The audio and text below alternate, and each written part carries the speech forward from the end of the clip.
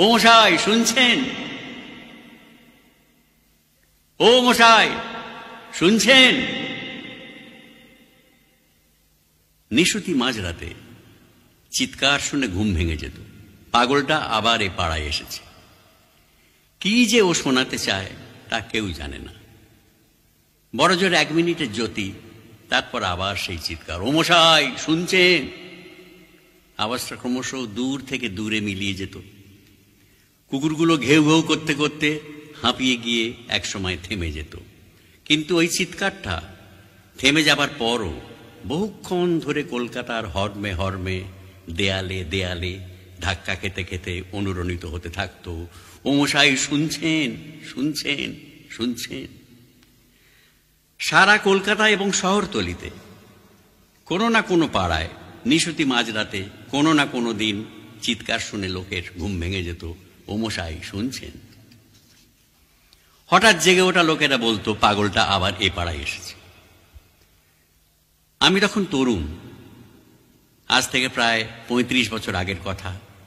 সবে দেশ স্বাধীন হয়েছে। অনেক কিছু বঞ্চনার হতাশায়, প্রতারণার ক্ষোভে ক্ষমতাসীন শাসকরা রক্তগঙ্গা বইয়ে দিচ্ছে। তখনকার কলকাতায় এবং শহরতলিতে সবাই ওকে জানত। জ্বলন্ত দুটো চোখ, এক মুখ খোঁচা খোঁচা দাড়ি, উস্কো খুস্কো কাঁচা পাকা চুল, তালিমারা লম্বা একটা আলখাল্লা, পরনে খাকির প্যান্ট, বগলে পুরনো কাগজ আর পায়ে মিলিটারি জুতো।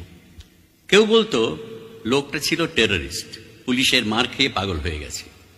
কেউ বলতো দ্বিতীয় মহাযুদ্ধে ও ছিল মেজর, মানুষ খুন দেখে দেখে মস্তিষ্ক বিকল হয়ে গেছে।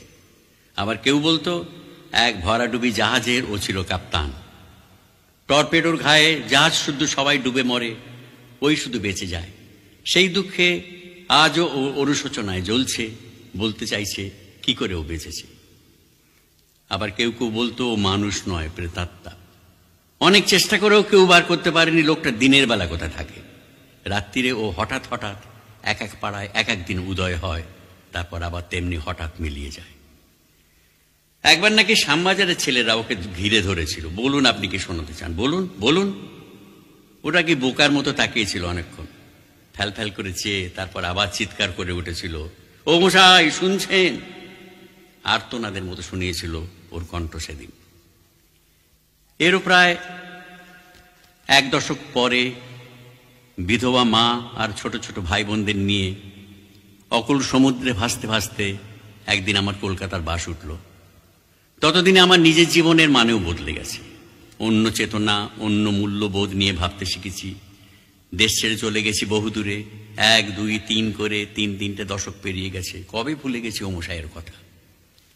তারপর বোধহয় সেটা 1980 সাল, আগরতলায় গিয়েছি জাতীয় সংহতি সম্মেলনে যোগ দিতে। আছি সার্কিট হাউসে, দোতলায় একা একটি ঘরে। হঠাৎ মাঝরাত্রে আবার সেই চিৎকার, ও মশাই শুনছেন? আমার সারা গায়ে কাঁটা দিয়ে উঠল, ধড়মড় করে উঠে বসলুম। সেই কণ্ঠস্বর, তবে যেন বড় ক্লান্ত, বড় আকুতি ভরা, হতাশায় জীর্ণ, যেন কেউ শুনবে না এই চেতনার বেদনায়। প্রশ্নটি বড় করুণ। তাড়াতাড়ি পোশাক বদলে টর্চ নিয়ে নিচে নামলুম। লোকটাকে আজ ধরতেই হবে। আবছা কুয়াশা ঘেরা রাত, সারা পাড়াটা ঘেউ ঘেউ করছে। রাস্তায় নেমে টর্চ জ্বালালাম, কিন্তু কোথায় গেল সেই লোকটা? তবে কি আমার শোনার ভুল, স্বপ্ন? অনেকক্ষণ অন্যমনস্ক হয়ে পথ হাঁটলুম। ঘেউ ঘেউ শহরটা শান্ত হয়ে এলো। দূরে কারা খোল করতাল বাজিয়ে গান ধরেছে। ছোটবেলার কত স্বাদ, স্বপ্ন স্মৃতির স্বাদ যেন ওই চিৎকারে মিশে আছে। কত কি ভাবতাম, কত কি করার ছিল, কত সোনার মতো দিন বৃথা নষ্ট হলো, কত জমাট দুঃখ হতাশা, কত অঙ্কুর আধফোঁটা কুড়িদের ভাষা, না বলতে পারার পুঞ্জীভূত বেদনায় বুকটা যেন ফেটে যেতে চাইল।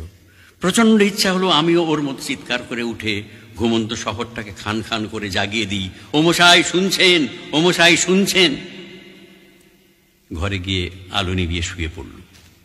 ভোরে উঠে চলে যেতে হবে। তন্দ্রার চাদর মুড়ি দিয়ে পাশ ফিরলুম।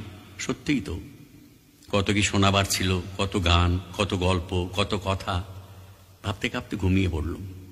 এবার আমার জানলার ঠিক নিচে আবার সেই চিৎকার, ও মশাই শুনছেন? খোলা জানলার বাইরে স্তিমিত কয়েকটা তারার দিকে তাকিয়ে চেয়ে রইলাম আবার শুনে নিশ্চিত হব বলে। আবার শুনলাম। বিগত ৩৫ বছরে তাতে শুধু 2টি নতুন শব্দের সংযোজন হয়েছে। ওমশাই শুনছেন? কান পাতুন, কান পাতুন, কান পাতুন।